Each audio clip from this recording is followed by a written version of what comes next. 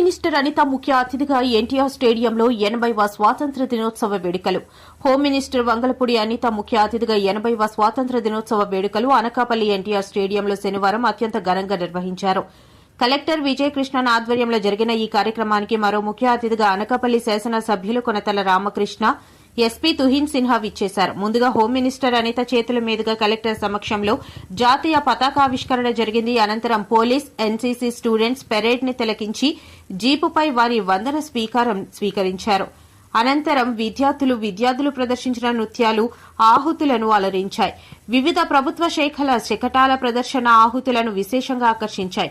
ఆయా శాఖల పనితీరును తెలుపుతూ వాహనాలపై చిత్రాల ద్వారా, వేషధారణ ద్వారా కార్యక్రమానికి నిండుతనాన్ని తీసుకొచ్చారు. అనంతరం హోం మినిస్టర్ మాట్లాడుతూ రాష్ట ప్రగతి గురించి, కూటమి ప్రభుత్వం ప్రజా సంక్షేమం కోసం చేపట్టిన సంక్షేమ పథకాలు, ఉపాధి కల్పన, పారిశ్రామిక అభివృద్ది, రైతు సంక్షేమం, విద్య, వైద్య రంగాలలో రాష్ట ప్రభుత్వం చేస్తున్న కృషి గురించి వివరించారు.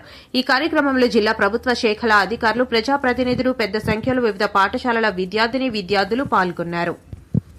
ఇవే మన అభివృద్ధికి నిజమైన కొలమానాలు. ఈ లక్ష్యాలతో ప్రభుత్వం పనిచేస్తున్న తీరుకు అనకాపల్లి జిల్లాలో కల్పిస్తున్న ఫలితాలు ఒక నిదర్శనం కింద మనందరం కూడా భావించాలి. ఆ ఫలితాలు ముందుగా సూపర్ 6 పథకాల ద్వారా ప్రజలకు అందిన ప్రయోజనాలను మేము ముందుంచుతున్నాం.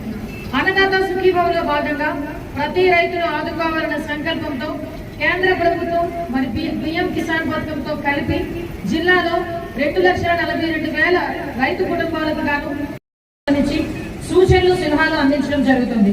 అందులో భాగంగా 18,730 క్వింటాల నాణ్యమైన పచ్చి రొట్టె మరియు వరి విత్తనాలు, 2.53 కోట్ల రాయితీలతో